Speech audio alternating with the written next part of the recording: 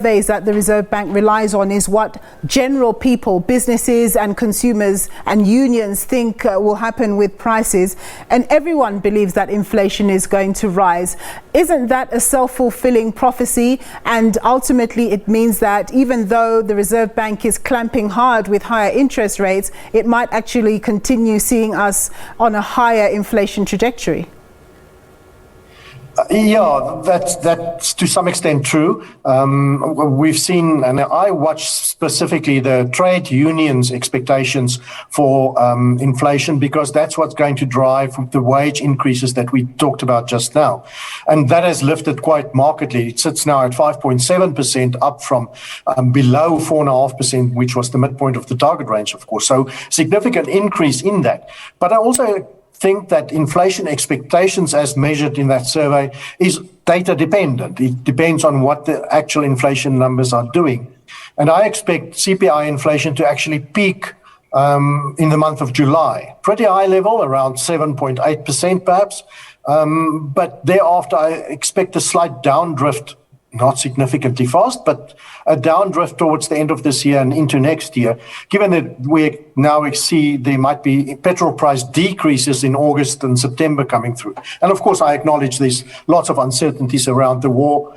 But if we look at global food prices and global oil prices, especially on a year-on-year percentage change basis, these have started coming off quite decisively, and that's what's going to feed into our own inflation numbers as well. So a peak pretty soon, and if inflation drifts off, then inflation expectations should actually peak pretty soon as well. So I do not expect a continuous spiral upwards in terms of inflation expectations or actual inflation. All right. We continue that conversation on the interest rate increase of 75 basis points after a short break.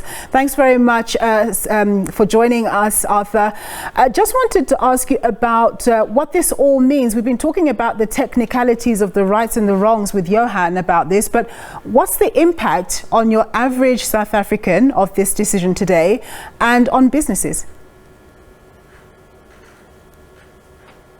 Yes, well, it's certainly, it's not just today's interest rate decision. Of course, it's the outlook for interest rates and what's been done so far. And quite clearly, the intention of hiking interest rates is to slow the economy relative to what it would have been. That's why you hike interest rates. Also, in the sense, though, I think that the Reserve Bank very much is concerned about inflation expectations. I'm sure Johann has discussed that already. And so they noted the upside risk to wages. So in a sense, the Reserve Bank is trying to send a message here as well, saying, it doesn't want inflation expectations to get out of hand. Obviously, that feeds back through to wage negotiations. And we've seen wage negotiations recently, the demands have been quite significant.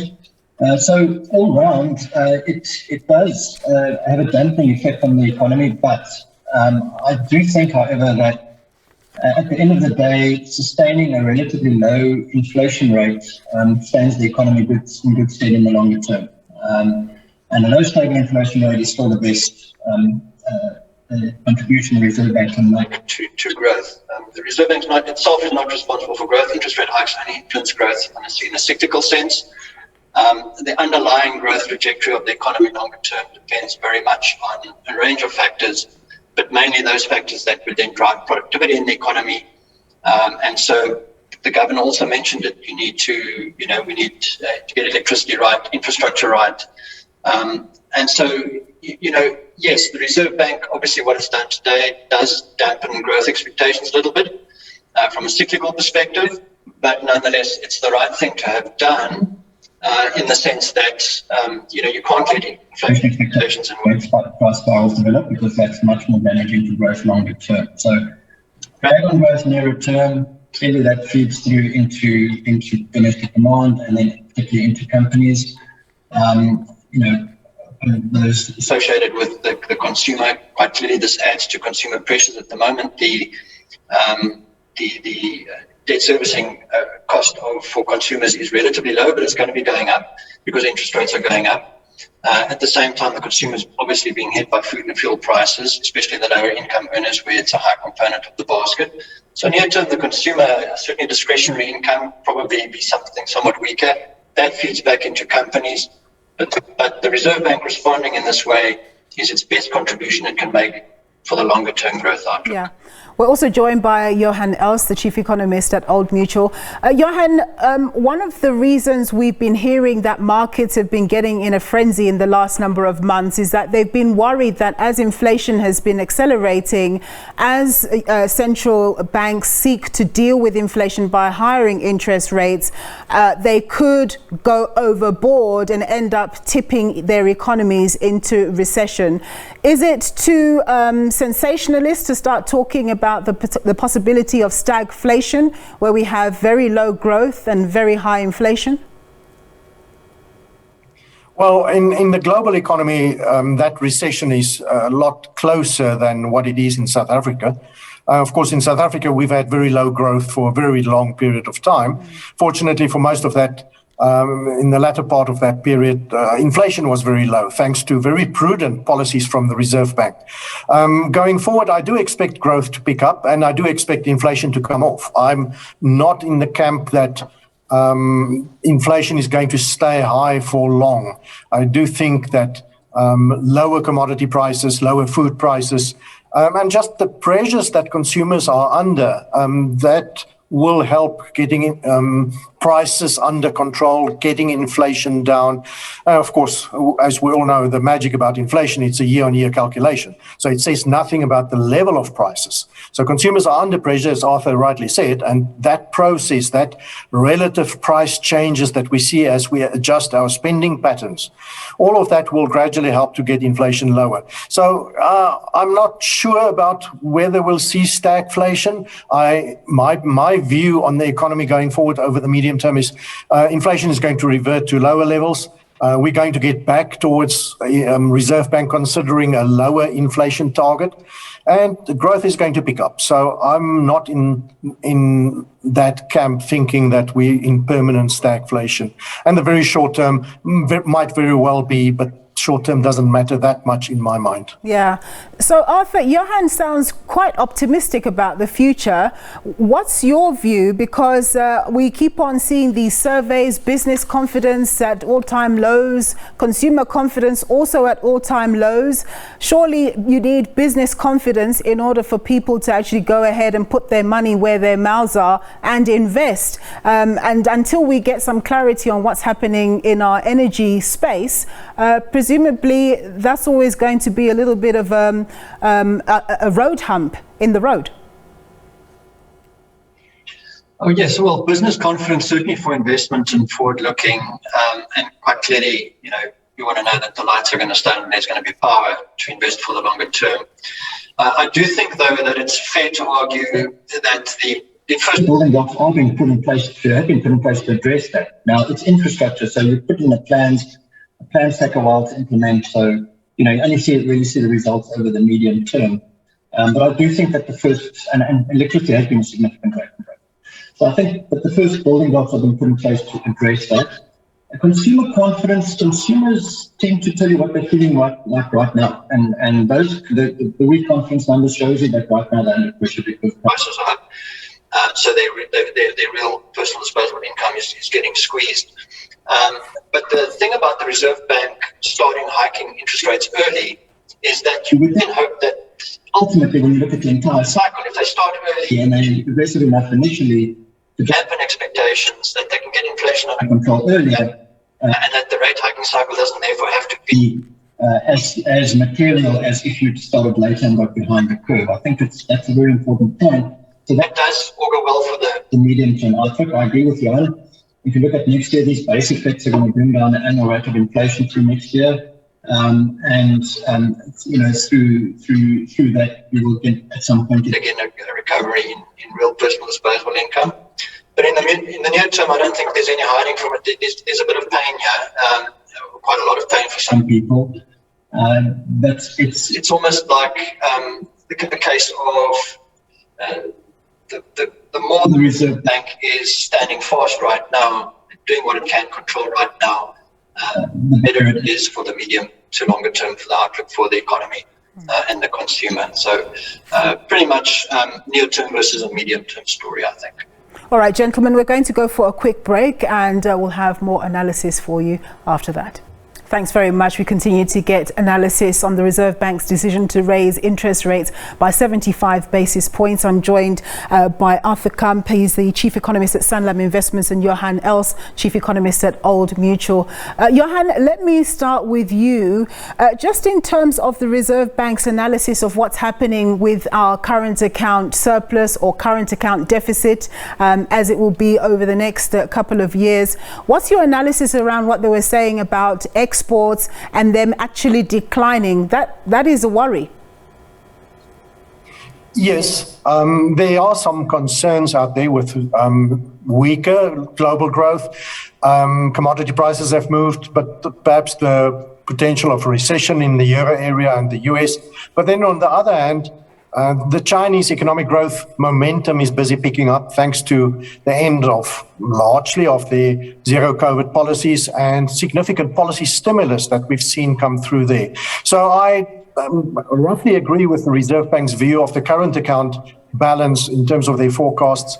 Fairly big positive balance this year, that surplus shrinking a little bit into next year, and then a slight deficit the year thereafter. So it's a situation where we're in a position, it's not the same as in previous cycles when we started off with a global recession. This time around, there's some insulation for the SA economy, for the currency, from a fairly strong positive balance in terms of our external position. So that helps. Also, the fiscal position is better than in previous cycles. So we, as I say, better insulated against these problems. And the Reserve Bank rightly highlighted the fact that in this period of time, there's significant more risk for countries like South Africa, who's dependent on capital inflows. That is true. Fortunately, we've got a little bit of better buffer.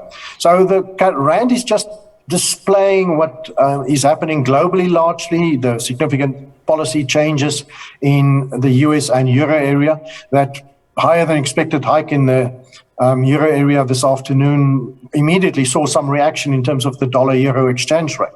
So more of that and gradual stabilization of that position should see the Rand coming back. I think the Rand is pretty undervalued at the moment, very cheap at the moment. And I think over time, if we all see this better medium-term outlook playing out, I think the Rand is going to be a more stable currency over the next few years than what we've perhaps become accustomed to. And there are risks, of course. Currencies are inherently volatile.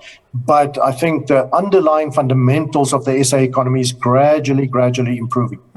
Arthur, on the issue of the local currency, I don't know whether you did get to have a look at the reaction of the Rand following the announcement. If you did, you can let us know. But the broader question around capital markets, has the decision by the Reserve Bank now meant that we're going to continue getting capital flows coming into our markets? Because obviously, we're in line with what's happening internationally in terms of interest rates. Yes, I think in terms of capital flows in the near term, interest rate differentials make a significant difference.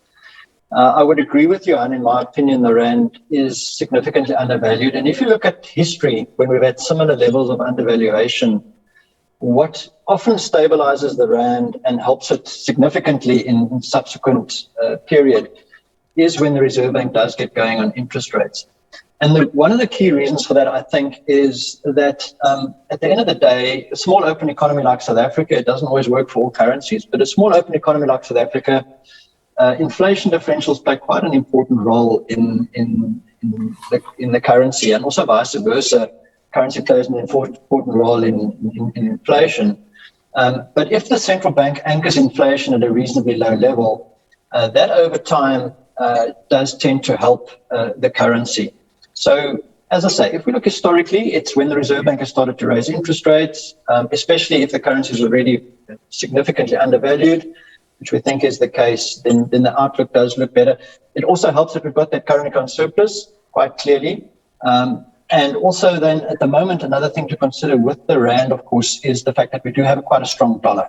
And that's because of particular events. I would think that in Europe, for example, the return of some fragmentation risk, the fact that you've got a war in Europe, I think these things, along with the fact that the ECB started hiking rates today, but along with the fact that the Fed has really been tightening monetary policy relatively for a significant period of time now, these have all helped the dollar. So there's also something of a strong dollar effect on our currency. And of course, there's also the near-term impact of electricity outages. But on a medium-term view, I think it's reasonable to expect the currency to do somewhat better. Of course, we don't know the near-term. You could get significant further developments globally that do still impact it. But I would agree with Johann's analysis on that. On the longer term, so near term, cyclically, interest rate differential is important. Longer term, you've got to get things right. At the end of the day, investors look for countries with good growth prospects and good returns on the capital that they're putting in. So you need to lift your productivity and growth rate of the economy longer term and increase those potential returns to attract long-term capital into an economy. Yeah. So again, cyclical and longer term. Yeah. Johann, to Arthur's point, do you think that we're getting our house in order as South Africa? I mean, we're expecting an announcement from the president around how the government is going to deal with the current energy crisis, even though things have calmed down on the load shedding side, but still the crisis remains. Do we have our house in order on that side and all the other policies that the markets have been calling to be put in place for us to see a better growth trajectory? So the answer is no, we haven't got our house in order yet. But I think we've seen significant improvements over the last 3-4 years. And sometimes we are all impatient. We disillusioned with the slow progress, but even if we take 3 steps forward and 2 steps back, that's still going forward. And things have been improving in terms of policy. The president, the government's, and the ANC's statements around putting the private sector at the center of economic development in South Africa, that's hugely positive. And of course, there's lots of uncertainties. The ANC's policy conference needs to happen, the elective conference later this year. But we've seen improvements in policies and in politics. Compare that to 5 years ago when things were far worse in respect of policy and politics. That has improved. So we're moving in the right direction. It's a slow process. And even the electricity thing, a huge positive announcement, if it's credible, that will not immediately change the load shedding situation over the next year or two, but it might significantly impact sentiment, confidence positively and drive private sector investment cycle in the energy sector. So confidence is a huge swing factor potentially. Load shedding will remain a risk, but still 3 years, 4 years, 5 years down the line, I think load shedding will be far less of a risk than what it is now. And that's the improvement I see in the medium-term economic growth. So we've come a long way. It's a slow process, but we have seen improvements and we're moving in the right direction. Yeah. And Arthur, of course, people watching at home, some are unemployed, some are working, but their salary can't stretch far enough. It's a tough economy to be currently living in for many South Africans. Is there any chance that while we're being pinched on the one side by low economic growth and higher interest rates and the higher cost of living, that there can be any interventions to assist us as we go through this very difficult time, or we just have to suffer it out? Well, I think the interventions in the near term are very often fall obviously on the fiscus. That's partly where it does come from. So we saw the extension of the social relief of distress grant. I think in the near term there could be further calls for further assistance in terms of social grants. That's clearly in the longer term. You know, most economists would argue that fiscal sustainability depends very much on growing the economy and growing jobs. And because ultimately, if you don't do that, then this pressure keeps on coming back on the fiscus, which is where typically the near-term intervention occurs, of course, that's becoming much more and more difficult as we go on, because our debt level is so high. And of course, the long-term fiscal sustainability of South Africa does very much depend on being able to restrain current type expenditure and growing the economy rather. So, but in the near term, that's where it falls. And at least the one positive I do see, though, and the surveys indicate different outcomes. So the labour force survey, for example, in terms of formal sector employment, is showing a very different outcome to the quarterly employment statistics. So if the quarterly employment statistics are a bit more accurate, they're showing significant more positive growth. It is formal non-sector employment, but it is showing positive growth there. A lot of those jobs that are coming back, those seem to be part-time jobs, not full-time jobs. So one would hope that, as we've got a slowdown phase now in the economy, but as the business cycle, hopefully over the medium term continues, that those part-time jobs become more permanent jobs.